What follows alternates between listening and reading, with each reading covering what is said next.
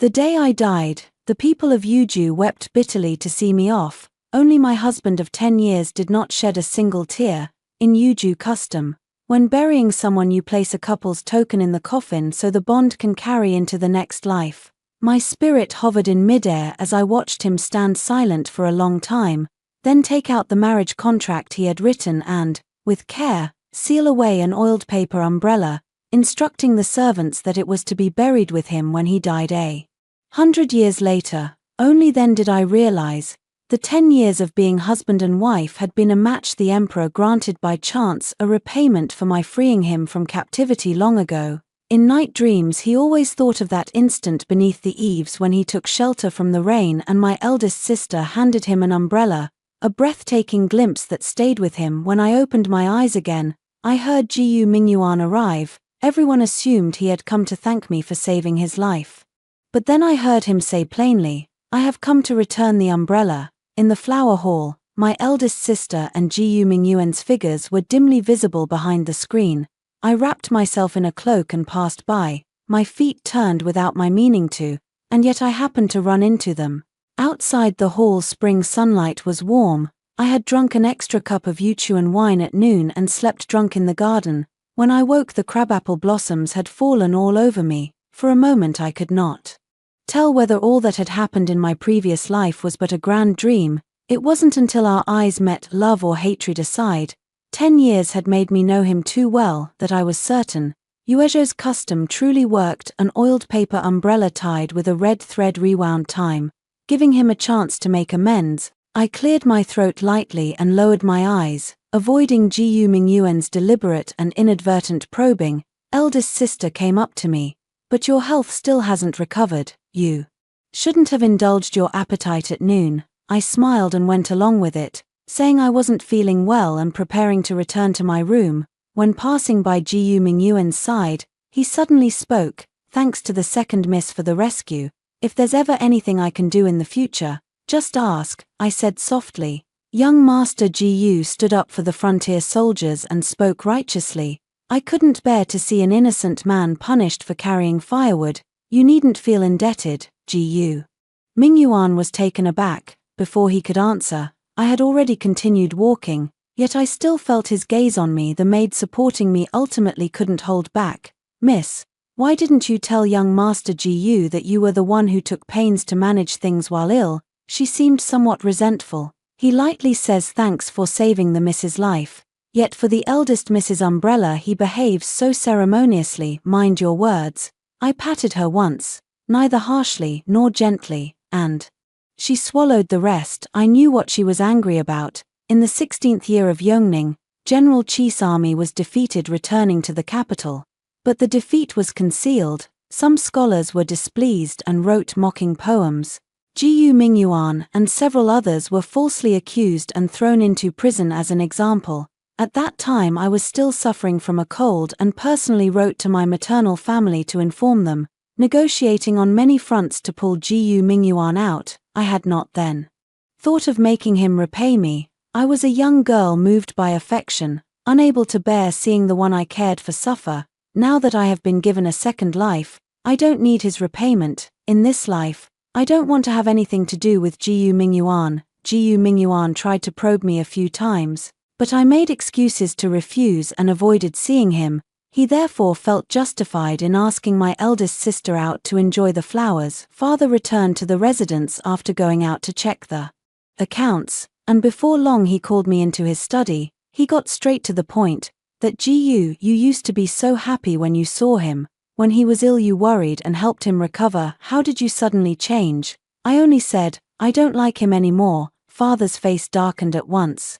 Has he taken a new fancy to someone else? I let out a short laugh. I had never been in love, so how could I have transferred my affections? My thoughts suddenly drifted back to the day I died. In my previous life, people said Jiyu Mingyuan and I were deeply affectionate as husband and wife. He was demoted from the capital to Yuju, and I did not abandon him. I never bore children. He never took a concubine, not even a night companion. For 7 years in Yuju, I organized disaster relief and aid for the poor, gave free medical consultations to the populace, and personally led farmers in improving their techniques. When I died I was barely 25, the people of Yuju lamented loudly, but Gu Mingyuan did not shed a single tear. Others assumed he was grief-stricken and even comforted him. If there is a next life, may you and Madam be a couple again.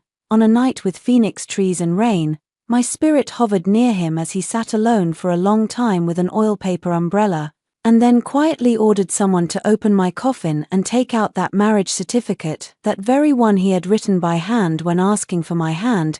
The next day he sought craftsmen and personally supervised, coat by coat, applying a varnish to that oil paper umbrella so it would neither rot nor be eaten by moths for 100 years.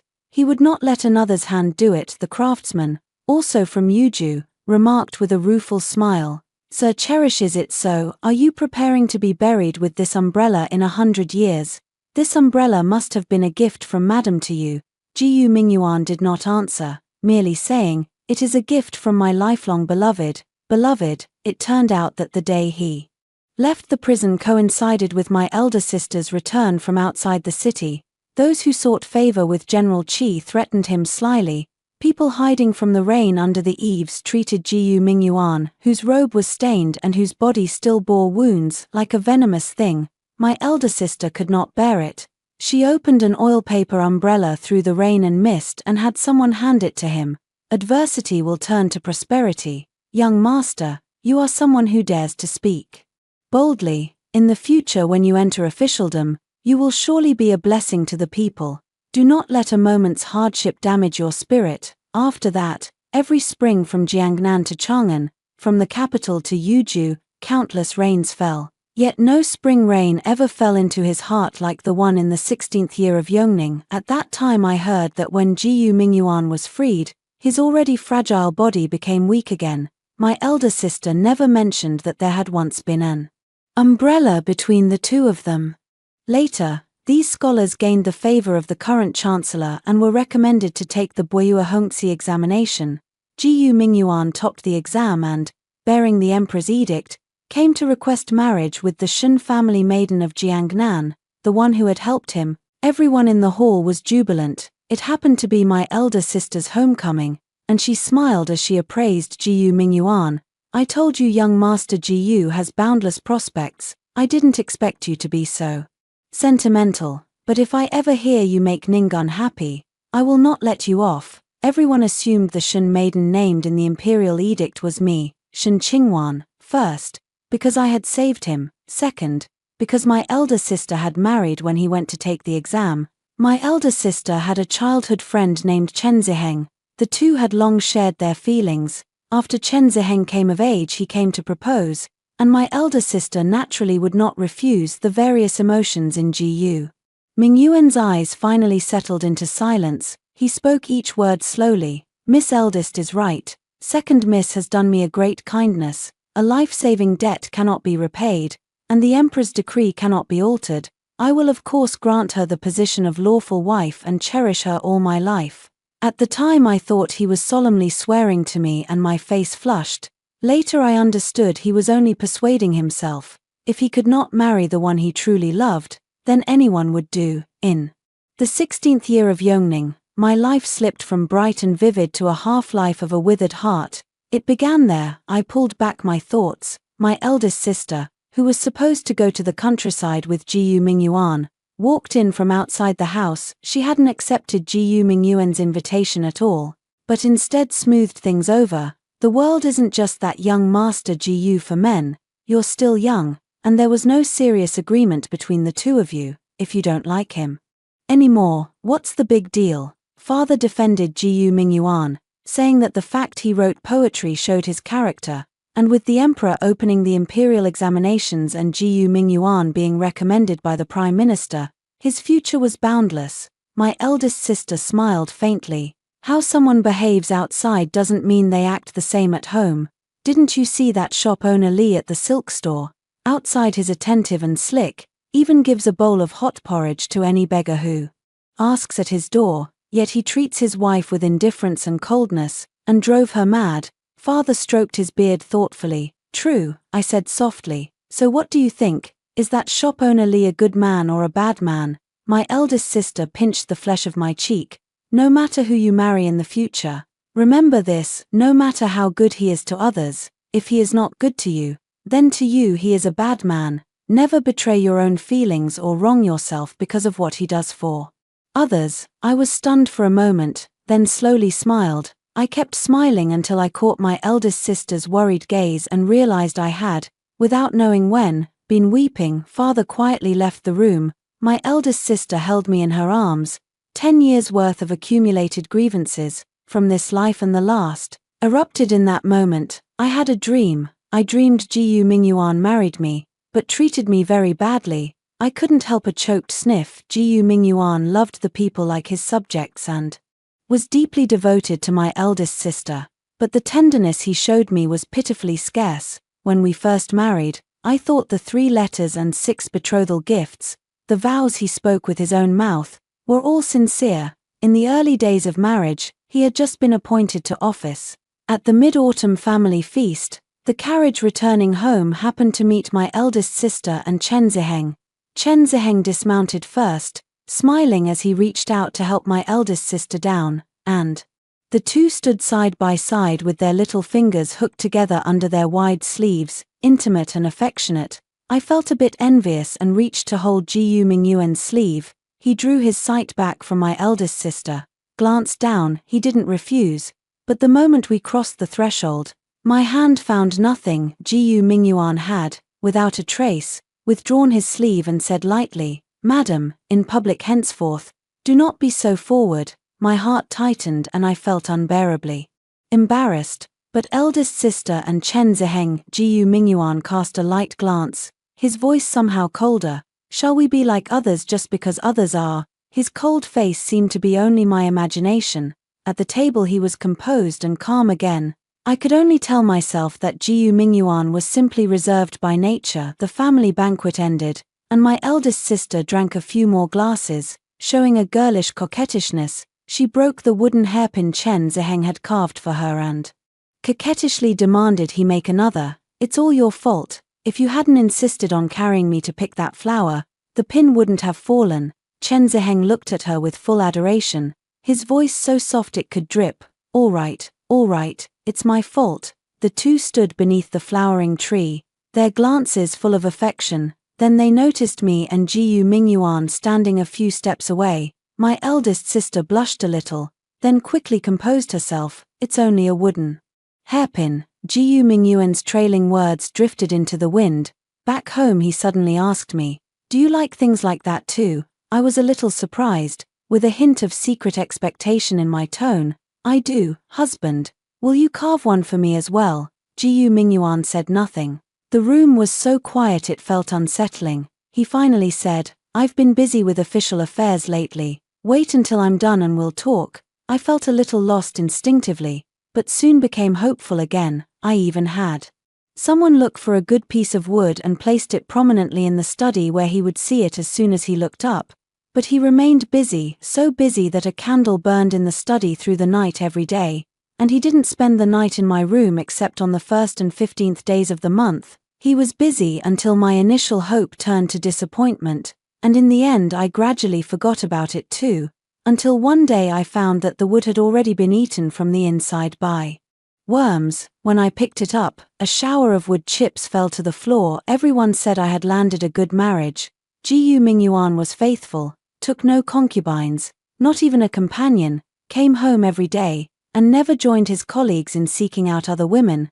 But they didn't know that, though he never had feelings for other women, he also had none for me. He seldom showed emotion in front of me, and he paid no attention to my joys or sorrows. Just as he couldn't see that piece of wood in the study that had been hollowed out by worms, he had never truly seen me.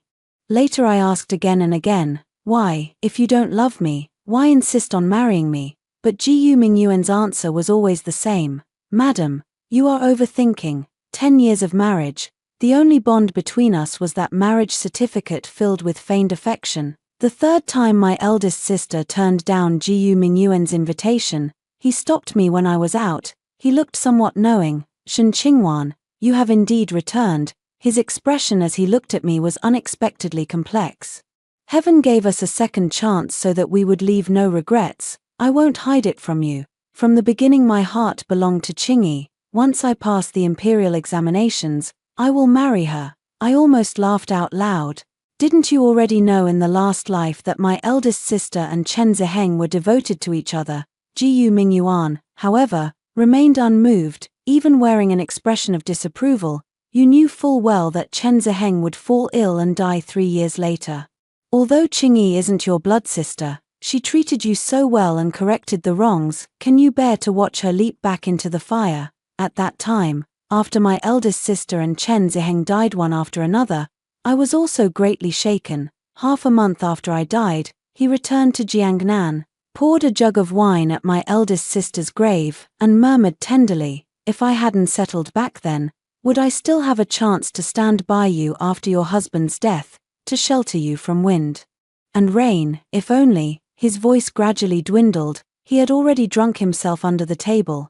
For 10 years I guessed, puzzled, grieving, and annoyed, and he was stingy with the truth. Only after I died did he reveal the feelings he had buried deep in his heart, and now, standing before me, he paused for a moment, his brows and eyes softening 3 degrees. As for you, if you still wish to marry me, I will take you as an equal wife. You two sisters have always been very close. I imagine the inner household can be peaceful in the future, supporting each other, with no jealousy or rivalry. Before he finished, I slapped him hard across the face. Jiyu Mingyuan hadn't expected me to strike. I withdrew my hand. The web of my thumb and forefinger was numb from the impact. Jiyu Mingyuan pressed the slowly forming handprint on his face and, to my surprise, smiled with the corner of his mouth. Shen Qingwan, you hate me. He spoke with absolute certainty. I didn't answer. He went on, with a trace of incomprehension. I will be your main husband. I don't keep concubines nor dally with courtesans. There isn't even a servant in the rear house to bother you, Shen Qingwan. You should be content. I curled my lips. Content. But Jiyu Mingyuan, why should I have to accept being your compromise? I could have chosen not to marry you. You deprived me of the right to choose and to know, trapped me in this cage with feigned affection, and then told me I should be content. There has never been such a logic under heaven. Even after my death, he still trod on my corpse as a stepping stone. He did not remarry. Only once was he briefly accompanied by a songstress who resembled me in appearance, and everyone assumed his devotion to me was so deep. But only I knew that the songstress felt more like an elder sister. The emperor and empress were a young couple in those days, deeply affectionate. The sovereign even went so far as to quash opposition, and the entire harem had only the empress. So even when Jiyu Mingyuan was repeatedly attacked by political enemies, the emperor favored him greatly, to the point that he was summoned back to the capital and promoted step by step, eventually becoming the crown prince's tutor. When Jiyu Mingyuan saw the coldness in my eyes, he seemed, for some reason, momentarily stung, and his voice chilled. If that's the case, let the bridge be a bridge and the road be a road, he warned. I hope you won't try any tricks to make Qingyi hold a grudge against me. After Jiyu Mingyuan left, I boarded the carriage back to the residence, my thoughts tangled. In this life, his twists of fate were not mine to fulfill. His obsession did not need my sister to complete. Just as we arrived at the Shun residence gate, a maid blushed as she hurried forward. Miss, a scholar has come to the mansion. He says he wishes to repay you. The painted hall was quiet and misty with rain. A young scholar in plain green stood at the steps and looked up. He was like a newly sprouted bamboo in early spring, even the rain clinging to his brows seeming like mountain mist. Not only the maids were struck dumb, even my father, who had seen countless people, was stunned. It was no wonder. This face I recognized. He and Jiyu Mingyuan had passed the provincial exam in the same year. That year's third-place scholar, Lin Mubai. That group of examinees initially all had rather rough careers. Jiyu Mingyuan squandered time in Yuju. Lin Mubai, though a Tanhua scholar with robust poetry and brilliantly sharp proposals, sat coldly in the Hanlin Academy for several years. Rumor had it he refused to favor the princess. In the 5th year after Jiyu Mingyuan was demoted, he returned to the capital on official business, and I went alone to the orphanage on the outskirts. When I was in Yuju, I had been supporting orphans and had donated a large sum to the orphanage, hoping those children could eat and clothe themselves.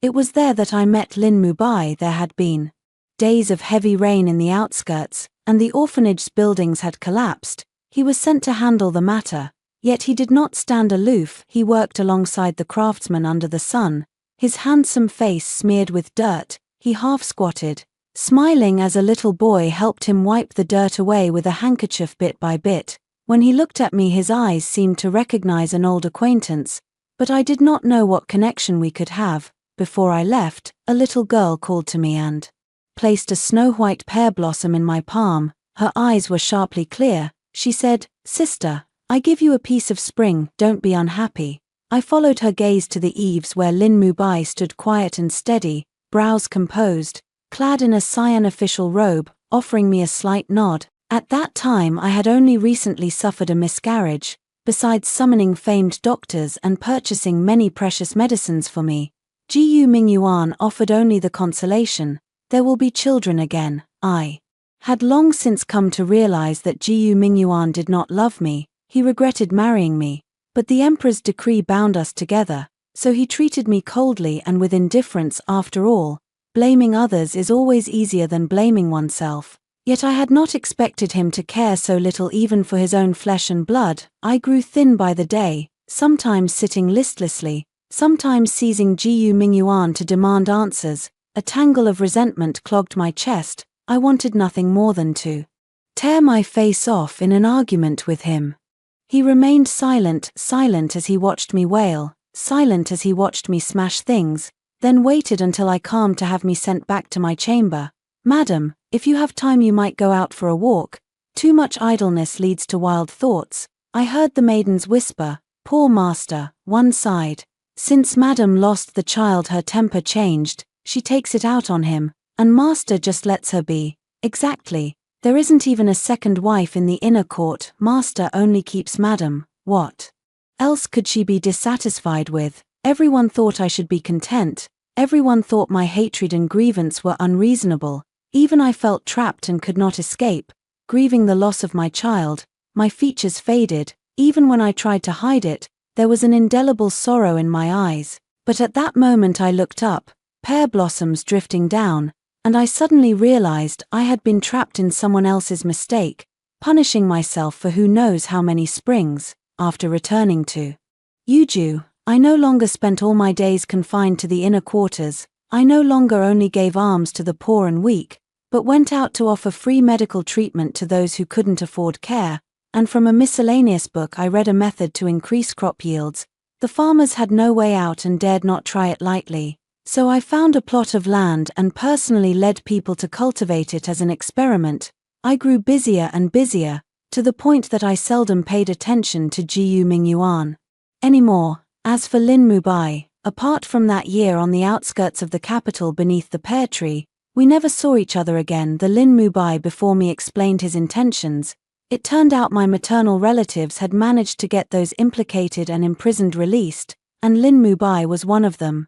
"I cannot repay the life-saving favor. In my youth I have no family depending on me, nor family wealth or status." As he spoke he suddenly flushed a little. Memories of past and present flooded my mind and I felt a chill sweep through me. I couldn't help but let a trace of mockery into my voice. "What, surely you don't mean you want to marry me to repay my favor?" No sooner had I spoken than a pang of regret hit me. I shouldn't have taken out my grievances with Jiyu Mingyuan on an innocent man. But Lin Mubai showed no anger. On the contrary, his eyes widened, surprise crossing his face as he blurted out, "How could that be?" Then, as if realizing it sounded wrong, he hurried to amend. No, Mrs. Character is of course impeccable, but who would marry someone just to repay a favor? That would be repaying kindness with enmity." This time I was the one stunned. Lin Mubai said, "Putting aside that I have no family background and no official rank, how could I be fit to ask for Mrs. Hand?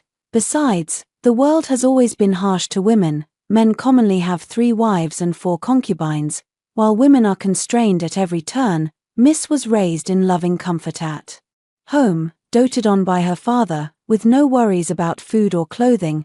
To bring a benefactor into the household and then make her observe all the restraints and virtues expected of a woman, would that be repaying a kindness or returning a wrong? He bowed slightly to me and my father. I only mean to say that my pockets are empty. I cannot afford any gift, only, because of how loudly this matter has been stirred up, by a fortunate coincidence I became acquainted with His Highness Prince Chen and took it upon myself to recommend the Shun family for consideration in the next imperial merchant selection. When Lin Mubai said this, my father's interest was clearly no longer in his good looks. He was plainly a walking gold ingot. He took out the mask he used in the market, and exchanged polite, familiar greetings with Lin Mubai. Jiangju is a fine place. When I was young I also did business there. Their brief back and forth drifted to my ears in fragments. What did you just say? Changyu County. In an instant, a memory surfaced from the depths of my mind,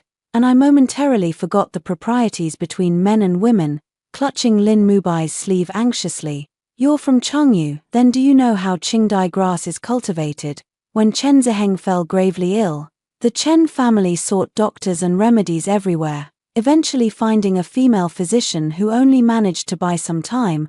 I still remember her sigh. If Qingdai grass could be used in medicine, young Master Chen might still be saved, but that herb is delicate and has limited use. Only Changyu County cultivates it. Changyu was laid waste by war long ago, and the method has been lost. Lin Mubai was startled by me, yet he oddly comforted me first. Don't worry, Miss Shen, don't be anxious. During the previous dynasty's time of regional warlords, Jiangju was ravaged and Changyu's population thinned. After my parents died, my uncle took me away when I was 9. I knew Changyu favored Qingdai cultivation, but I truly don't know how to cultivate it. Before I could sink into despair, he shifted tack. But I remember seeing a tattered pharmacopoeia in my uncle's study when I was young. It seemed to contain a record. Please give me some time, Miss Shen. I will write to my uncle right away. Half a month later, Chen Ziheng returned south with his elders to visit relatives. In April, the willows were green and we went for spring outings by the river. Our usually steady, gentle eldest sister would show a few girlish ways only in his presence. Chen Ziheng said something again that made her give him a playful punch. I watched with a smile, but whenever I thought of the acute illness 3 years later, I was filled with dread. That day I gave Lin Mubai a sum of silver and asked him to obtain that pharmacopoeia from his uncle. But Lin Mubai gave no news for half a month. Our eldest sister was still teasing Chen Ziheng when she suddenly became solemn. Following her gaze, I saw Ji Mingyuan approaching with several scholars. He stepped forward. Our sister greeted him with a polite, measured manner, then turned to Chen Ziheng with an even softer expression. Miss Shen, I will soon take the provincial examinations. Even if I fail, he said fail, but his eyes betrayed confidence. The Grand Chancellor has promised to recommend me to the court, our sister said calmly. Mr. Ji indeed has a bright future. Congratulations. I saw Ji Mingyuan's heavy expression and felt annoyed. There were only guards from the Shun and Chen families here. He was not the future Grand Tutor to the Crown Prince. Alone he wouldn't be able to do much, so I casually remarked and rode off to a distance. Ji Mingyuan followed me like a shadow and opened his mouth with accusations. Did you say something to Qingyi? She was so gentle when she brought me the umbrella. Why is she so cold to me now? He stared at me, his tone subtle. Shen Qingwan, I'm being friendly to your sister, surely you're not jealous and trying to sabotage things everywhere? I retorted, my sister and her husband are childhood sweethearts, lovers to one another. What business is it of yours? An outsider. Ji Mingyuan was not angered. Instead, a smile tugged at his mouth. I originally intended to compete fairly with that sickly fellow, but Qingyi is still young. She doesn't know how to choose. He shifted his tone. Are you looking for the Qingdai flower? A chill sank in my heart. In the last life, Ji Mingyuan also knew about some of Chen Ziheng's medical affairs. Don't you know, coincidentally, a military household named Lin in Songju caught fire. Fortunately there were no casualties. But that study, with the books painstakingly brought from Jiangju, all turned to ashes. You lunatic. I flew into a rage and slapped Ji Mingyuan. Miss Shen. Someone suddenly called my name. the voice coming from afar and drawing near. The young man in azure rode in on horseback, his sleeves whipping, and dismounted to stand before me. Jiyu Mingyuan's face instantly soured. It's you. He recognized Lin Mubai. In the last life my soul didn't linger by Jiyu Mingyuan's side for long before dissipating. But before it did, I occasionally saw Jiyu Mingyuan return home in a huge rage. That Lin fellow must be insane, opposing me at every turn in court. He had tried to enlist him with past scholarly camaraderie, but Lin Mubai only said, "Our ways differ. We cannot work together." At this moment Lin Mubai looked completely innocent. "Miss Shen, did I offend this young master? He's so scary." I stepped in front of Lin Mubai. "Jiyu Mingyuan, don't let your obsession harm others and yourself." Elder sister noticed our dispute and came over with Chen Ziheng. "Young Master Jiyu, my younger sister has been spoiled by us. If any of her words have offended you, please remember that you owe your life to her. Don't be petty." There was a bright handprint on Jiyu Mingyuan's face. Elder sister ignored it and only spoke of the quarrel. Jiyu Mingyuan's chest heaved heavily, dark clouds roiling in his eyes, anger, hurt. Then he swept off his sleeve and left. After he left, Lin Mubai took out half of a tattered pharmacopoeia from his bosom. As entrusted, his tone was light, but I sensed he was weathered and weary. It turned out he hadn't written a letter. He left the Shen residence and set off for Jiangju, and after obtaining the pharmacopoeia he rode hard back, barely resting. "Seeing you so anxious that day, I guessed it was very important to you. When a matter hangs in one's heart with no answer, it wears on the spirit." He said nothing of the hardships of travel or racing against time, only this one sentence: "Miss Shen, I hope you live long without worries." The elders of the Chen family, who had watched me grow up, called for a physician to examine Chen Ziheng. Indeed, the pulse revealed a hidden ailment, not easy to detect. Within half a month, the female doctor I mentioned had been found after much effort. The indigo plant was successfully cultivated. The doctor carefully examined the herb and nodded. A huge weight fell from my chest. Elder sister also breathed a long sigh of relief. She squeezed my hand tightly and repeatedly thanked the doctor.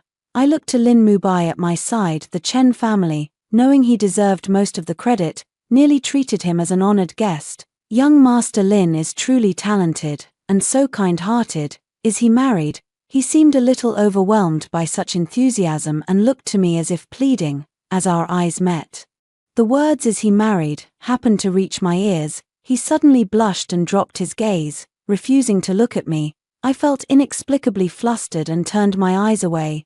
Elder sister glanced here and there, exchanged a look with Chen Ziheng, and giggled. Chen Ziheng said earnestly, "Mother, don't worry, marriage is all predestined. Maybe it's far away, maybe it's right before your eyes." It took 2 months to root out that hidden ailment, and Chen Ziheng simply moved into the Jiangnan villa to stay. My eldest sister was at the Chen household every day as well. Father was pleased but couldn't help making sour remarks. "You haven't even married and you're at the Chen house every day. At this rate you might marry and forget your old father." He kept busy overseeing the seasoned craftsman making the Shun family's finest pine soot ink to send to the capital's purchasing agent.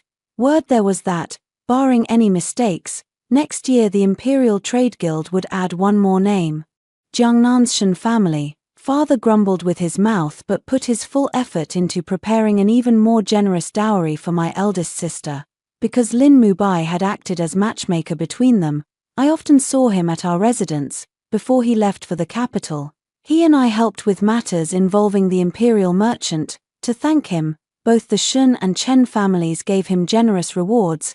Lin Mubai in turn donated most of the silver to the retirement and care home, besides providing relief for widows, orphans, and the lonely. The home also offered assistance to disabled soldiers who had returned from the battlefield. Only then did I understand that his writing poetry back then was not just a momentary indignation.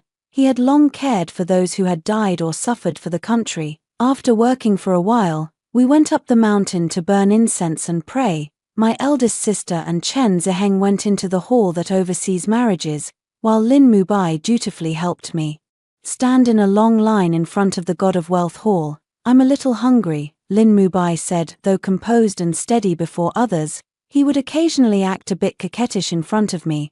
I didn't find it odd and accepted it smoothly, obligingly replying, "The vegetarian 3-filling buns here are famous. I'll go buy some." I bought a few extra to let my eldest sister and him try together. Then someone suddenly called out to me. It was Jiyu Mingyuan. "Shen Qingwan, are you really so?"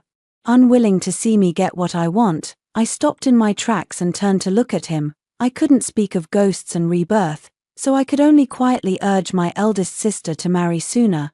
The Chen family had also said that as soon as Chen Ziheng's illness was cured, they would send matchmakers to propose, though it would be more of a formality, seeing that Chen Ziheng was no longer likely to fall ill tragically 3 years later as he had in the past life and might be happily devoted to my eldest sister for life. Jiyu Mingyuan seemed desperate. I couldn't help finding it a little amusing and raised my eyes to ask back, "Must your one-sided wish be fulfilled by someone else?" Jiyu Mingyuan was about to speak when a voice cut in from the side. "Young Master Jiyu, when Henglang's health is restored, I will marry him." It was the eldest sister. After they finished burning incense, having perhaps heard Lin Mubai say I came to buy buns, they came to look for me. Chen Ziheng stood beside her and smiled faintly. "When that time comes, young Master Jiyu, remember to grace us by attending the wedding banquet," the eldest sister continued. "Don't say just because he recovers his health, even if, truly, a few years later he suddenly fell ill, I would still marry him and stand by him through thick and thin." We all knew her words were not false. In the previous life she had indeed done so, living and dying together with him. It was never mere rumor. Jiyu Mingyuan staggered back in disbelief half a step. "Chingy, no, it's not like that. Even if his health is restored, he's only a merchant, whereas I will certainly pass the imperial exams in the future. If you marry me, I will win you a noble title and make you a high-ranking official's wife." The eldest sister interrupted him. "Young Master Jiyu, I don't know where your feelings for me came from. The day I brought you an umbrella, it was first because I admired your sense of justice and willingness to speak out, and secondly because you once were Anning's beloved, even for a stranger I should offer help, but had I known you would cling to this so deeply, I would not have said another word to you that day." Jiyu Mingyuan, Chen Ziheng and I grew up together. Over 10 years of affection will not be easily altered because of power or life and death. I have never had any romantic feelings for you. The eldest sister stood before me. I could not see her expression, but I could clearly see the faint light in Jiyu Mingyuan's eyes slowly extinguish. The eldest sister and Chen Ziheng left together. As I was about to follow, Jiyu Mingyuan suddenly stopped me. He gripped my sleeve tightly, closed his eyes, as if summoning great effort to make a decision, and in a hoarse voice said, "Shen Qingwan, is this what you wanted? You worked so hard to make Qingyi remain with someone else. To ensure I can never fulfill my wish even if I live a lifetime over. Do you hate me that much?" He suddenly let out a low laugh. "Since the story is bound to replay, then so be it. 10 years as husband and wife, we are after all the people most familiar with each other. Shen Qingwan, you win. In this life, I will still marry you. Are you satisfied?" I sneered. I truly wanted to crack his skull with a hammer to see if it was full of water. "Jiyu Mingyuan, you are far too arrogant. I would never settle for you. Even if every man in the world perished, I would not marry you." Jiyu Mingyuan frowned tightly, as if a thought had struck him. "Then who will you marry?" Lin Mubai. A subtle flicker of jealousy passed through his eyes, so brief I almost thought I'd imagined it. "Don't be taken in by his looks. He is not a good man, nor will he ever be a proper one.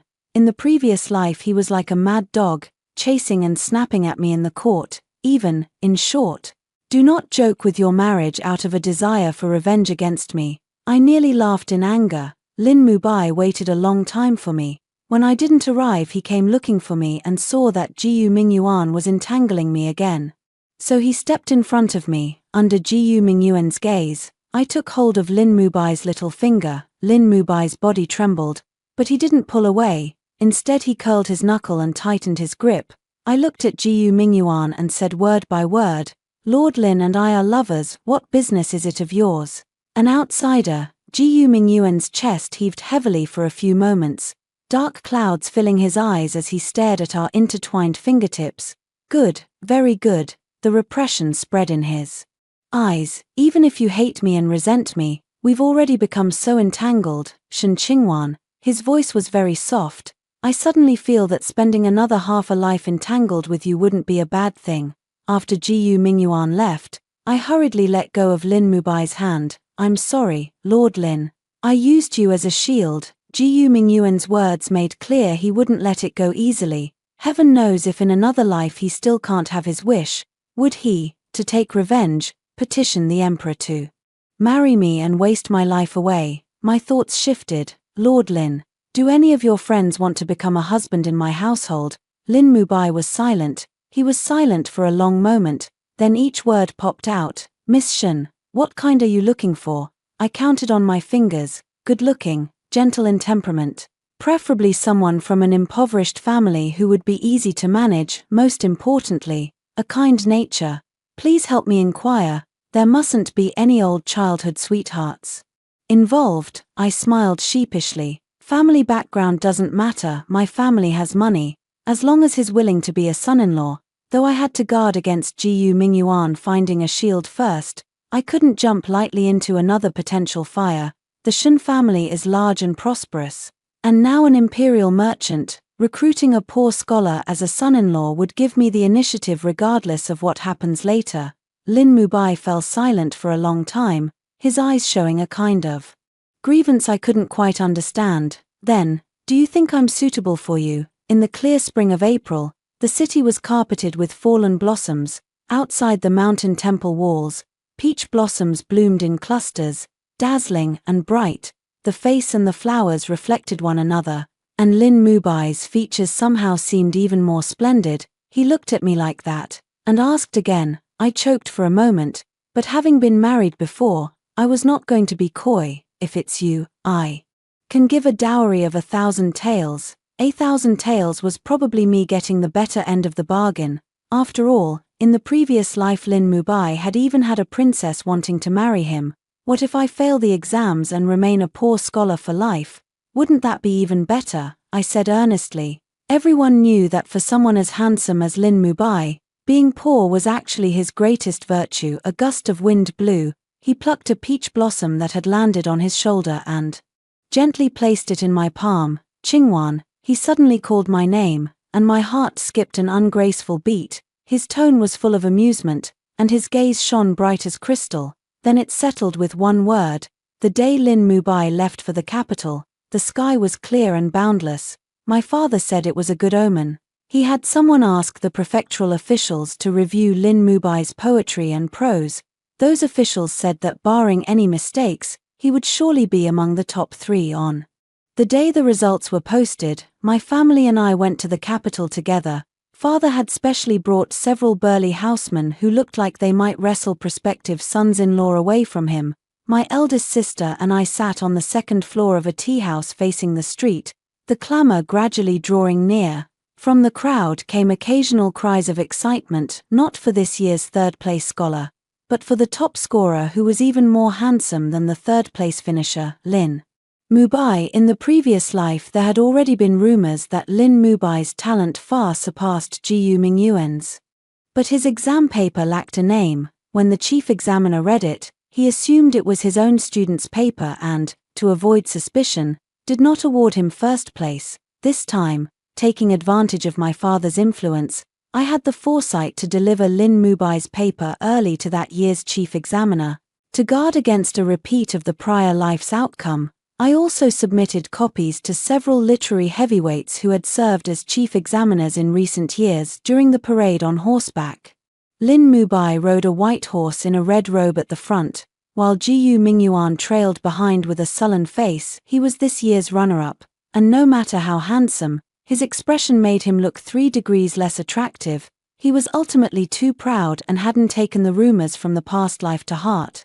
He still confidently believed he would top the exam. Countless girls threw flowers at Lin Mubai, even more than surrounded the third-place scholar. For a time, the procession moved sluggishly. My father, without the slightest politeness, pushed forward with his men and shoved aside those who had come to catch a son-in-law beneath the list. Make way, stop staring. The top scholar is already promised to someone. When Jiyu Mingyuan saw my father's figure, he abruptly turned and searched for me. I did not spare him even a glance, because Lin Mubai was dodging the flowers and scented sachets thrown at him while anxiously looking around. A gust of wind came, a ribbon from my hair was blown loose, and it happened to land in Lin Mubai's hand. For a moment our eyes met. Lin Mubai was somewhat stunned. I lifted the corner of my mouth at him and mouthed silently, 2,000 taels. That was the jest Lin Mubai and I had once made. If he passed first, add 2,000 taels to the betrothal gift. Jiyu Mingyuan also followed Lin Mubai's gaze and looked up at me. His expression was sullen, his eyes heavy. After the Cheonglin banquet, the news quickly reached my ears. The top scholar Lin Mubai had publicly asked the emperor for permission to marry, and the one he sought was the second miss of the Shen merchant family, Shen Qingwan. There was also a rumor, for some unknown reason, the runner-up Jiyu Mingyuan had smashed a wine cup for no reason. The Cheonglin banquet was held in the garden of the Prince Chen's residence. I went to fetch Lin Mubai. Jiyu Mingyuan hadn't left yet either. He looked at Lin Mubai with an extremely cold gaze and sneered, "I wonder, Mr. Lin, if you've heard of the one from the previous dynasty who wrote about spring breezes and swift horses. After entering office he wasted away in minor posts for half his life. I, Lu, wish the top scholar a meteoric rise. If you don't spend today parading on horseback through the streets, then this will be the pinnacle of your official career." I hadn't spoken when Lin Mubai stepped in front of me. "Mr. Jiyu, you don't know the whole story. Before the results were announced I already made an agreement with Qingwan. Even if I didn't pass the exam or my future career turned out rocky, it wouldn't matter." He gave Jiyu Mingyuan a bright smile. "Qingwan is wealthy, she will support me. So Mr. Jiyu needn't worry. I wish you find your own happiness soon as well." Tihi, were it not for that face, Lin Mubai truly would have been both insolent and provocative. "Shen Qingwan, do you really intend to marry him?" Jiyu Mingyuan asked, gazing at me deeply. You know, I knew what he was about to say. He wanted to say I knew he had decades of official experience and would surely thrive in office in the future, so it would make no sense for me to refuse to marry him. He had said the same thing to our eldest sister. I truly couldn't understand. In the previous life he regretted marrying me for 10 years after taking me as his wife, so why did he still want to marry me in this life? Jiyu Mingyuan fell silent for a few breaths, then grit his teeth and said, "But if I tell you, after you left, I too woke at midnight and recalled many old things. If I had another chance, and found you already married to someone else, only then would I realize that my feelings for Qingyi were merely an obsession. I am not entirely indifferent toward you. I was just blinded by stubborn resentment." His voice slowly trailed off. "Jiyu Mingyuan, you are still as arrogant as ever." I looked at him, my expression and tone perfectly calm. "Nothing in this world is obliged to happen according to your wishes. Do what you must to take care of yourself." Lin Mubai didn't ask anything. We walked side by side along the long bluestone street, slowly heading home. I asked him, "You and he both ranked as Jinsha, surely you'll have to deal with him in the future. So why provoke him like that?" "I don't know why, but I feel uneasy whenever I see him. Perhaps we were enemies in a past life." Also, Lin Mubai tilted his head toward me, his voice very soft and gentle. "I don't know why either, but I always feel you are in a bad mood whenever you see him. I want to make you happy." I said nothing. Under the wide sleeve, I lightly hooked my little finger through Lin Mubai's. This time, he opened his hand and enveloped mine in his palm, squeezing tighter inch by inch. The moonlight was like frost, and our two long shadows gradually overlapped on the stone path. I suddenly realized that in a lifetime, marriage ties one person firmly to another, and staying together for life is ultimately for just one thing, he said. "I see you." Lin Mubai chose to be posted elsewhere. Jiyu Mingyuan stayed in the capital. When Lin Mubai became the top scorer in the provincial exam, my father was so pleased he slapped his thigh and praised me for my good eye. But on the eve of my marriage, when my father learned Lin Mubai was marrying into the Shen family, he was plainly stunned. "Ninga, you," he kept saying you several times, finally squeezing out, "Truly remarkable." Even though he was marrying into my family, Lin Mubai returned everything I had given him, along with the rewards and stipends he received. all into my hands on the wedding night. The red candles burned down bit by bit. I was exhausted. At some point Lin Mubai woke from a dream, his voice a little bewildered and afraid. "Qingwan, I had a dream." He didn't elaborate, only held me a little tighter. Luckily, it was only a dream. Yes, past events are like smoke in a dream.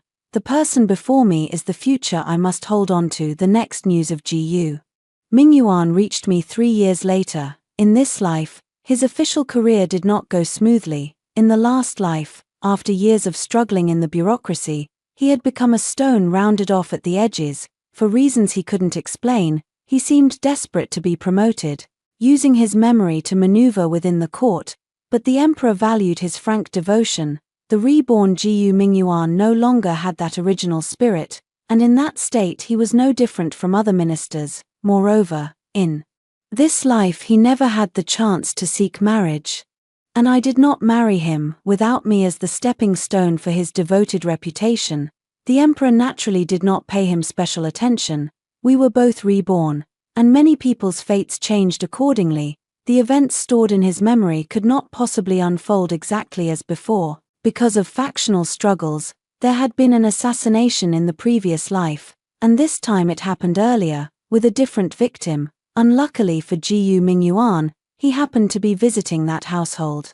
When the assassin stabbed him in the chest, if the blade had been a few inches off, he might have died. After he recovered, he requested a post away from the capital, to distance himself from the whirlpool of court intrigues. The road by land was long, so he took the water first, then rode by carriage. When he passed through the prefectural city where Lin Mubai was stationed, he deliberately stayed an extra half day and entered the city. He stopped me on my way to the orphanage, his face pale, his clothes still faintly scented with medicine. I said nothing and waited quietly for him to speak. "Shen Qingwan, do you think I'm ridiculous?" He gave a light laugh. "All my life I longed for one thing, but on the day the Chen household hung lanterns and put up decorations, when I saw your eldest sister being carried in by Chen Ziheng, I thought I would be heartbroken and resentful. Yet that anger was nothing compared to how I felt when I saw Lin Mubai standing next to you. At that moment I found myself thinking I must top the imperial exams again and petition the emperor to let me marry you. Shen Qingwan, you should have been my wife. How could you consider marrying another man?" He said in the previous life he had also been taken with me, a girl of 16 or 17, bright and lively. Her eyes reflected nothing but his image. A heart is not wood or stone, of course it feels, but whenever he thought that he could have married the one who first captured his heart, any softness in him was overwhelmed by tenfold resentment. He refused to let that softness grow inch by inch until it was beyond his control, so he chose to ignore me. He said that after I died he met a songstress who resembled a daughter of the Shen family. At first he treated her as a stand-in for your eldest sister, but one day when he was drunk he murmured my name to the songstress.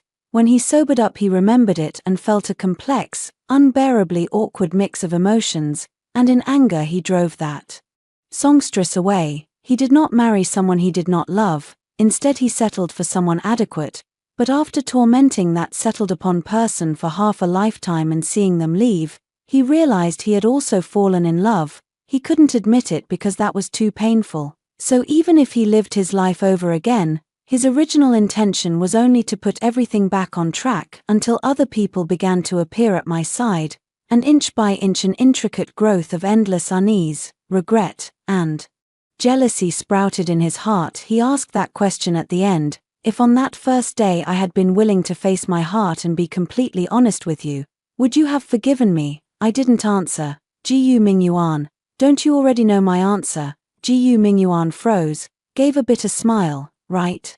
You hate me so much, how could you forgive me easily? I shook my head. I haven't hated you for a long time. Reborn into another life, there was one thing he wanted that he failed to achieve. Everything he once had, he lost. I was too lazy even to probe the sincerity of his remorse.